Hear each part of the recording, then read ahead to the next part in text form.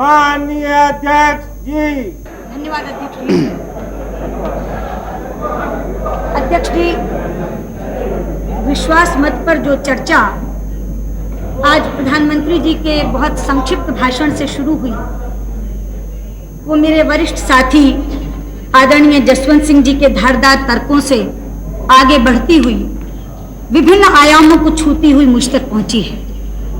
मैं विश्वास मत का विरोध करने के लिए खड़ी हुई हूं। हर वक्ता ने चर्चा की शुरुआत जनादेश की व्याख्या करते हुए की। दो परस्पर विरोधी व्याख्याएं इस सदन में जनादेश की रखी गई हैं। सत्ता पक्ष का कहना है कि यह जनादेश गठबंधन की सरकार के लिए था, कोएलिशन के लिए था। मेरी ओर से प्रश्न पूछा गया है कि क्या यह जनादेश कांग्रेस के साथ कोएलिशन के लिए था? ये प्रश्न अभी तक अनुत्तरित है। सबको देखो। मैं उम्मीद करूंगी कि कल प्रधानमंत्री जवाब देते हुए अपनी बात इससे शुरू करें कि क्या यह जनादेश कांग्रेस के साथ कोएलिशन के लिए था। अध्यक्ष जी, जनादेश की जो व्याख्या चाहें आप स्वीकार करें, लेकिन एक दृश्य जो इस सदन में उपस्थित हो रहा है उसकी अनदेखी आप नहीं कर सकते। आज से पहले इस सदन में एक दल की सरकार होती थी और बिखरा हुआ विपक्ष होता था, लेकिन आज बिखरी हुई सरकार है और एकजुट विपक्ष है। क्या यह दृश्य अपने आप में जनादेश की अवहेलना की खुली कहानी नहीं कह रहा? लेकिन अध्यक्ष जी, ये इतिहास में पहली बार नहीं हुआ जबकि राज्य का सही अधिकारी अपने राज्याधिकार से वंचित कर दिया गया। त्रेता में यही घटना राम के साथ घटी थी। राज तिलक करते करते वनवास दे दिया गया।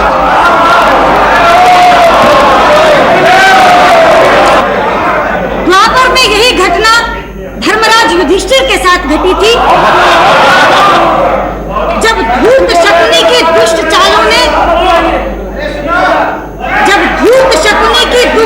ने राज्य के अधिकारी को राज्य से बाहर कर दिया था। अध्यक्ष जी, यदि एक मंथरा और एक शकुनी राम और युधिष्ठिर जैसे महापुरुषों को सत्ता से बाहर कर सकते हैं, तो हमारे खिलाफ तो कितनी मंथराएं और कितने शकुनी हम राज्य में बने कैसे रह सकते थे? अध्यक्ष जी,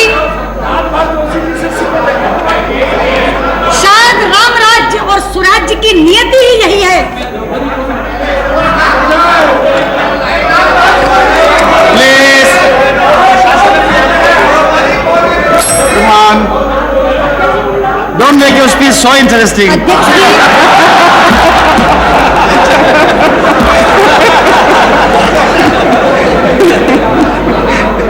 अध्यक्ष जी, राम राज्य और सुराज्य की शायद नियति ही ये है कि वो एक बड़े झटके के बाद मिलता है, और इसीलिए मैं पूरे विश्वास से कहना चाहती हूँ कि जिस दिन 28 तारीख की दोपहर को मेरे आदरणीय नेता अटल बिहारी वाजपेयी ने इस सदन में प्रधानमंत्री पद से अपने त्याग पत्र की घोषणा की थी, हिंदुस्तान में उस दिन राम राज्य की भूमिका तैयार हो गई। हिंदुस्तान में उस दिन सुराज्य की नींव पड़ गई थी। दूरदर्शन के सामने जीवंत प्रसारण देखने वाला हिंदुस्तान का वो मतदाता उनके त्याग पत्र की घोषणा के साथ कह उठा था, ये अन्याय हुआ है, अन्याय हुआ।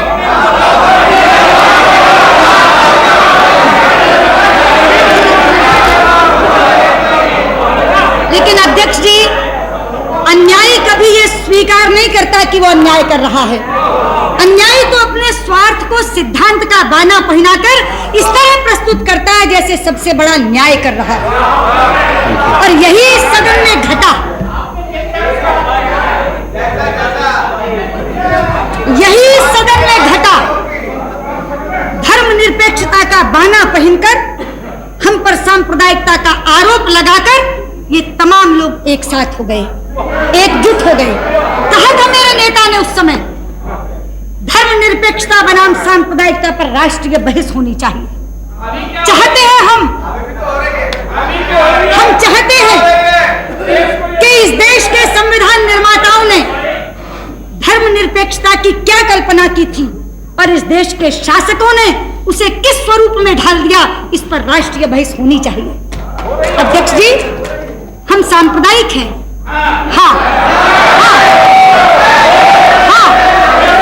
हम सांप्रदायिक हैं क्योंकि हम वंदे मातरम गाने की वकालत करते हैं। हम सांप्रदायिक हैं क्योंकि हम राष्ट्रीय ध्वज के सम्मान के लिए लड़ते हैं। हम सांप्रदायिक हैं क्योंकि हम धारा 370 को समाप्त करने की मांग करते हैं। हम सांप्रदायिक हैं क्योंकि हम हिंदुस्तान में गोरक्षा के वंश और वर्धन की वकालत करते हैं। हाँ अध्यक्ष जी, हम सांप्रदायिक हैं क्योंकि हम हिंदुस्तान में समान नागरिक संहिता बनाने की बात करते हैं। हम सांप्रदायिक हैं अध्यक्ष जी क्योंकि हम कश्मीरी शरणार्थियों के दर्द को जबान देने की अध्यक्ष जी, ये सपना है, ये धर्मनिरपेक्ष है। दिल्ली की सड़कों पर 3000 सिखों का कत्लेआम करने वाले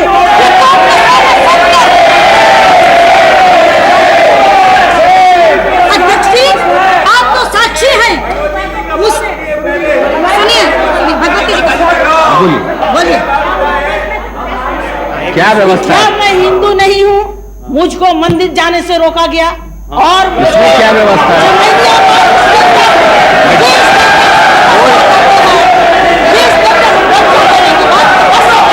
कोई व्यवस्था नहीं है बेटी,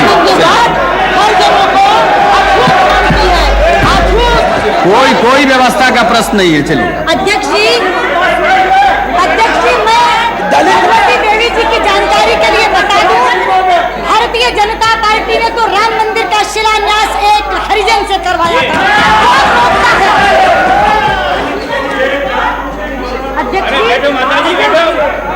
अध्यक्ष जी, मैं कह रही थी ये सेकुलर है, ये कांग्रेस जन।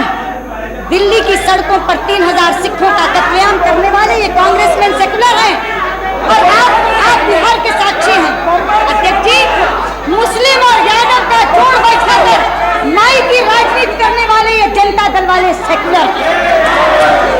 हाँ क्या सभापति जी, मैं नहीं जानता कि सदन में कितने अध्यक्ष काम कर रहे हैं। मैं केवल आपसे निवेदन कर रहा था कि कोई सदस्य अगर बोल रहा हो तो दूसरे सदस्यों को कम से कम हमारे जैसे लोगों को यह अनुमति देनी चाहिए कि उनकी बात हम सुन सकें। मैं नहीं जानता किस रोष में ये लोग बोल रहे हैं। आपसे बहुत से रोष वालों को मैंने देखा है, वो रोष हमको नहीं दिखा है। इसलिए मैं तो सभापति जी को ले कह रहा था, जब सुषमा जी बोल रही हैं तो उनकी बात को सुनना चाहिए और जिनको उत्तर देना हो उनको उत्तर देना चाहिए। हाँ। अध्यक्ष जी, मैं इनके सेकुलर क्रेडेंशियल्स का जिक्र कर रही थी।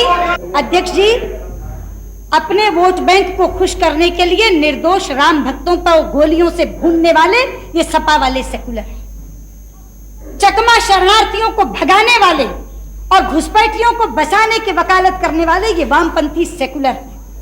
सच्चाई तो ये है अध्यक्ष जी कि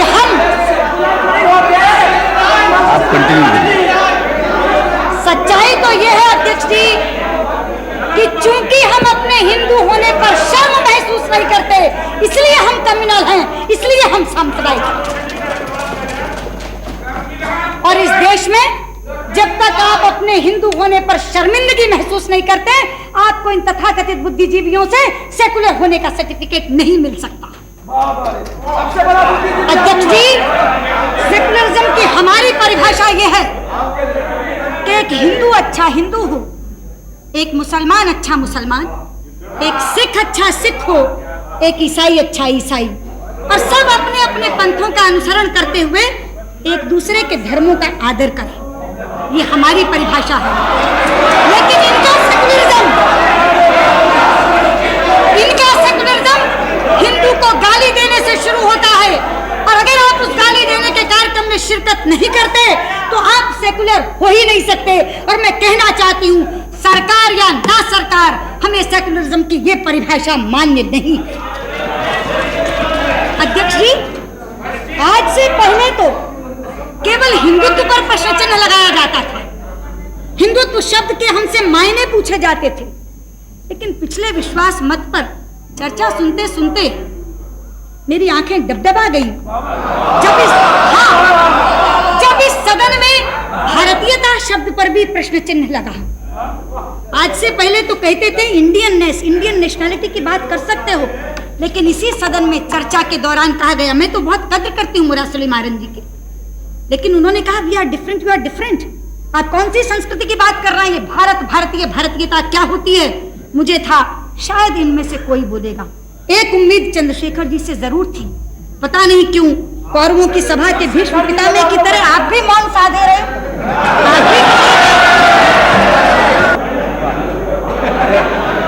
अध्यक्ष जी, मैं अपने मित्र मुरासली मारन जी से बहुत अदब से ये कहना चाहूंगी, भारतीयता के माने कहीं पूछने जाने की जरूरत नहीं है। अरे भारतीयता का अर्थ यही है कि भंगड़े से भरतनाट्यम तक सारे नृत्य भारतवर्ष के नृत्य हैं। भारतीयता के माने ये हैं कि जम्मू के राजमा चावल और पंजाब की मक्की की रोटी से लेकर दक्षिण के इडली डोसे तक सारे आहार भारतवर्ष के आहार। भारतीयता का अर्थ यही है कि अमरनाथ से लेकर रामेश्वरम तक सारे तीर्थ भारतवर्ष के तीर्थ हैं। आप पूछते हैं कि एक संस्कृति के क्या मायने हैं?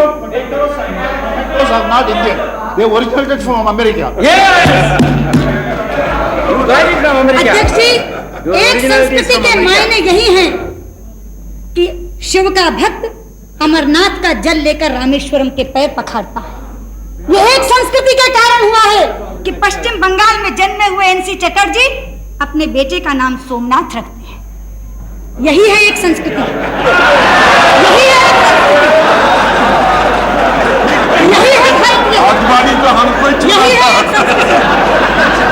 यही है एक संस्कृति। मुझे संस्कृति का उदाहरण कहीं शब्दकोशों में देखने की जरूरत नहीं है, वो इस सदन में परिलक्षित होती है। लेकिन अध्यक्ष जी, सवाल ये है कि ये किसी सांप्रदायिकता के नाम पर इकट्ठे नहीं हुए हैं, ये भी एक ओढ़ा हुआ बाना है। ये इकट्ठे हुए हैं अपने गुनाहों के कारण,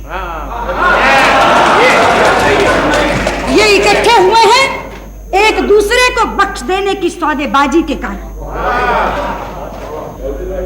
जी हाँ, ये अपने अपराधों के बेपर्दा होने के भय से इकट्ठे हुए हैं। अध्यक्ष जी, ये सांप्रदायिकता के नाम पर हुई साझेदारी नहीं है। अध्यक्ष जी, ये चारा कांड और हवाला कांड की साझेदारी है।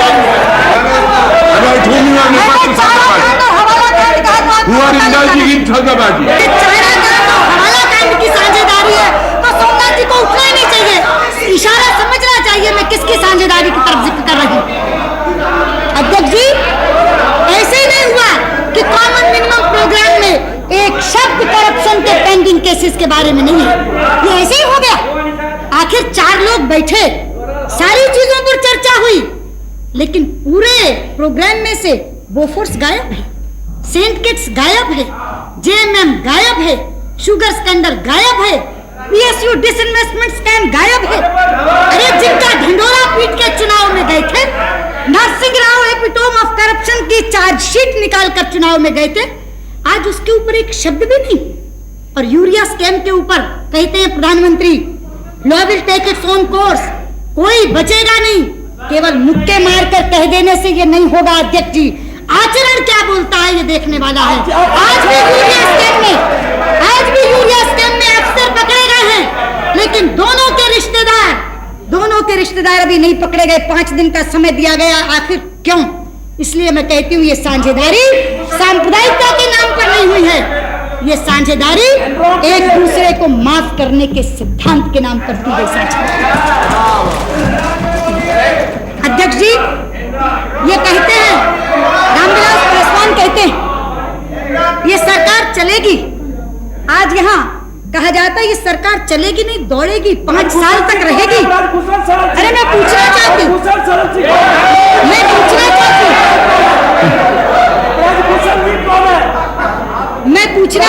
अध्यक्ष जी, आपकी पार्टी का है।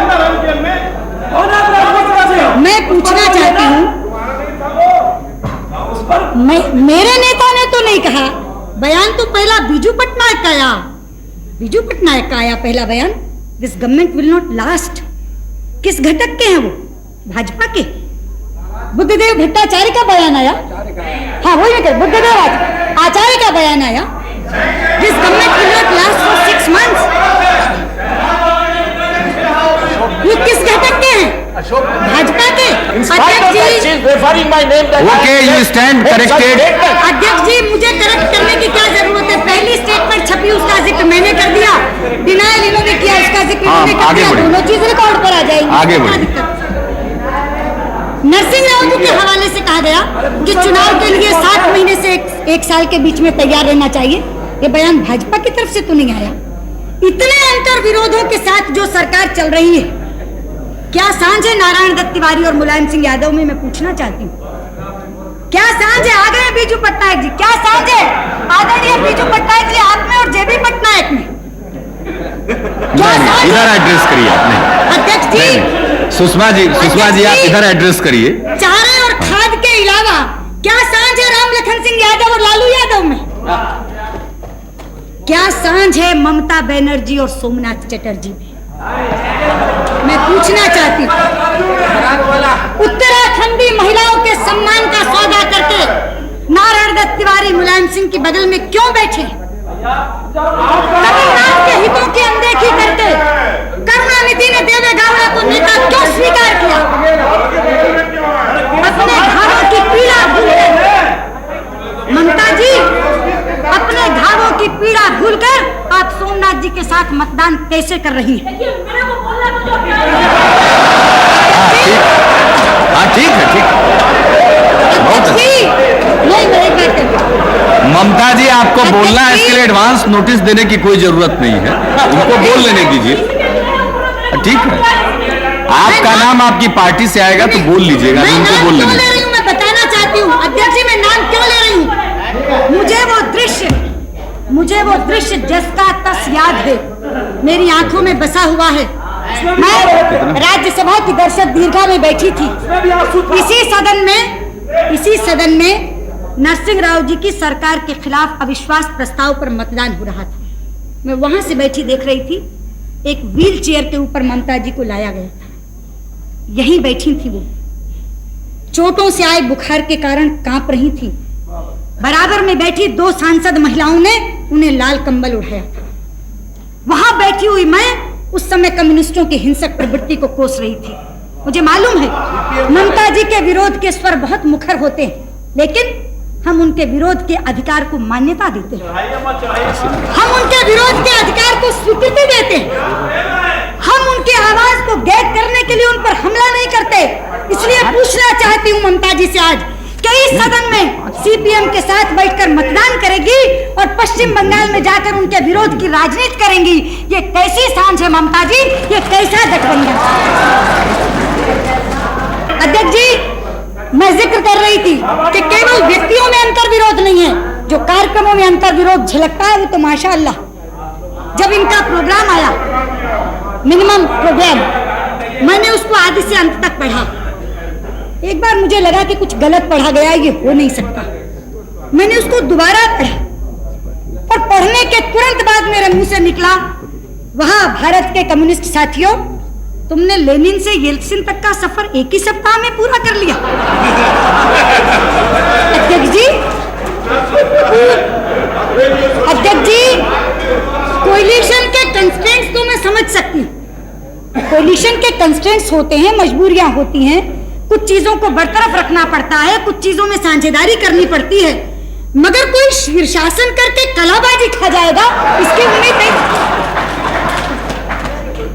अध्यक्ष जी, इसमें लिखा है इंश्योरेंस सेक्टर निजीकरण उसका कर दिया जाएगा और फॉरेन कंपनी तक के लिए खोल दिया जाएगा। मैं तो हैरान हुई, क्योंकि 1 साल पहले की बात मुझे जस की तस याद थी। कहां गए चतुरानंद मिश्र? अध्यक्ष जी, आपके माध्यम से बताना चाहती हूँ, मैं राज्यसभा में याचिका समिति की अध्यक्षा थी, कमेटी ऑन पिटीशंस की चेयरपर्सन थी।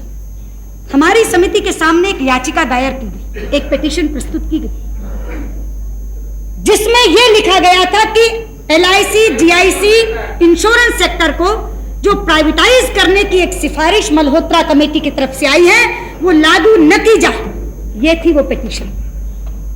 और मैं आपको चौंका दूं ये बात कहकर, वो पिटीशन किसी और ने काउंटर साइन नहीं की थी, एक एमपी को प्रस्तुत करनी पड़ती है। ये संयोग है कि चतुरानंद मिश्र राज्यसभा से मेरे साथ लोकसभा में आए हैं, 2-4 दिन में शायद कैबिनेट के मंत्री भी बनने वाले हैं। वो पिटीशन काउंटर साइन की थी चतुरानंद मिश्र ने। और अध्यक्ष जी, मुझे कहा गया था कि अगर ये इंप्लीमेंट कर दी गई रिपोर्ट तो ये पिटीशन इनफेक्चुअस हो जाएगी, इसलिए कम से कम इंटरिम डायरेक्शन गवर्नमेंट को दी जाए कि ये इंप्लीमेंट नहीं हो। पिटीशन कमेटी के अध्यक्षा के नाते मैंने सरकार को डायरेक्शन दी थी कि जब तक इस कमेटी की रिपोर्ट नहीं आ जाए, हम बहुत जल्दी इस कमेटी की रिपोर्ट देंगे, तब तक मल्होत्रा कमेटी की सिफारिशें लागू न की जाए। और इस याचिका समिति ने इस याचिका पर रिपोर्ट देने से पहले सारी पॉलिटिकल पार्टीज के लोगों को बुलाया था, सारे राजनीतिक दल के प्रतिनिधि आए थे। इसमें क्या गलत कह रही हूं अध्यक्ष जी?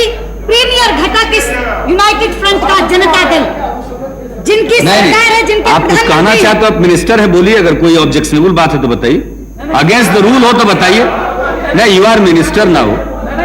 वो रेफर कर रही है एक ऐसे डॉक्यूमेंट को जो हाउस में ले किया जा चुका है, इसमें क्या है अध्यक्ष जी? प्रोसीडिंग नहीं, उसी को उन्होंने बताया, उस प्रतिवेदन से मैं कोट कर रही चाहूंगी है। What can I do? प्रधानमंत्री तवज्जो दें। नहीं, ये तो आजादी है, ये कोट कर सकते हैं क्या? प्राइम मिनिस्टर जी, नहीं, आप कोई रूल बताइए ना जिससे वो नहीं कोट कर सके, मैं उनको रोक दूंगा। बताइए कोई कानून। प्राइम मिनिस्टर, मैं आपके दल की बात कर रही हूँ। The honourable prime minister, I would like to draw your attention please. मैं देवे गौड़ा जी, सोमनाथ चटर्जी और चतुरानंद मिश्र को सुनाकर दोबारा कहना चाहूंगी, मेरी पार्टी का पॉलिसी तो भारतीयों के लिए खोल दो, फॉरेनर्स के लिए मत खोलो, लेकिन आपकी पार्टी का पॉलिसी पढ़कर सुना रही हूँ। नहीं, मैं तो आपके शीर्षासन की बात कर रही हूँ, जो कलाबाजी खाई है सत्ता के अंधी दौर में, मैं उसकी बात कर रही हूँ। मैं इसको केवल ये पढ़ के बता रही हूँ कि सत्ता की दौड़ में मदहोश होकर आदमी इतनी उलटबाजी भी खा सकता है कि 50 साल तक जिन नीतियों को लेकर आपने राजनीति की है, आज वो राजनीति टोटल की टोटल, एब्सोल्यूट की एब्सोल्यूट आप छोड़ देंगे सिर्फ इसलिए कि सत्ता लोलुपता की दौड़ में या एंटी बीजेपी स्टांस के अंदर आपको कांग्रेस के साथ बैठना है, आपको जनता दल के साथ बैठना है। इसलिए मैं आपसे कह रही हूँ अध्यक्ष जी, यहाँ सदन में ये छोड़ सकते हैं, लेकिन बाहर जब अपने अपने क्षेत्रों में जाएंगे, इनका कार्यकर्ता इन्हें छोड़ने नहीं देगा और ये अंतर विरोध इस सरकार को गिराने का कारण बनेंगे। रामविलास पासवान कहते, शरद यादव अभी कह रहे थे नहीं ये सरकार तो चलेगी, नरसिंह राव जी ने आज कह दिया चलेगी। अरे भाई, नरसिंह राव तो मौन साधे बैठे हैं, भूमिका निभा रहे हैं ये, और ये शरद पवार की भूमिका नहीं निभा रहे, ये ललिता पवार की भूमिका निभा रहे। मैं भाई शरद यादव से कहना चाहूंगी, Lalita Pawar, What is unacceptable? If it is her experience about him, why to be आपका बहुत बहुत धन्यवाद चंद्रशेखर जी, आपका बहुत सपोर्ट किया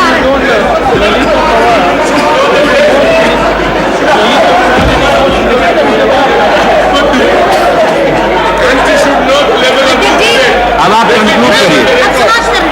मैं इसलिए भाई शरद यादव से कहना चाहूंगी कि ये प्रयोग नया नहीं है। मैं भाई शरद यादव से केवल इतना कह रही थी, ये प्रयोग नया नहीं है, ये प्रयोग आपके गुरु राजनारायण जी पहले कर चुके हैं। 20 दिन के अंदर कांग्रेस ने समर्थन वापस लिया था और मेरे आदरणीय नेता चंद्रशेखर जी बैठे, 4 महीने के अंदर इनसे समर्थन वापस लिया था। आप किस आधार पर विश्वास कर रहे हैं? किस आधार? आपके विश्वास का कोई आधार होना चाहिए। इतिहास से भी कुछ नहीं सीखा। और मैं कांग्रेस की बात क्या करूं? मैं कांग्रेस की बात क्या करूं? मैं तो भाई शरद यादव से ही पूछूंगी कि भैया, अपने समाजवादियों का इतिहास भी तो है। अभी कह रहे थे शरद यादव, डॉक्टर लोहिया यहाँ पर थे, डॉक्टर लोहिया थे। समाजवादियों के पास तो डॉक्टर लोहिया की 2 रेडीमेड उक्तियां सरकार बनाने और सरकार गिराने के लिए हर समय मौजूद हैं। पहली, डॉक्टर लोहिया ने कहा था कांग्रेस को हराने के लिए शैतान से भी हाथ मिलाना चाहिए, और दूसरी, कहे थे डॉक्टर साहब, सुधरो या टूटो। तो अध्यक्ष जी, अब तो कांग्रेस की जगह भाजपा को फ्रेम में रखकर शैतान से हाथ मिलाने की वकालत कर रहे हैं शरद जी। मगर थोड़े दिन की बात है, जब होगा सुधरो या टूटो, और हो भी क्यों नहीं शरद यादव, बहुत सही बात है।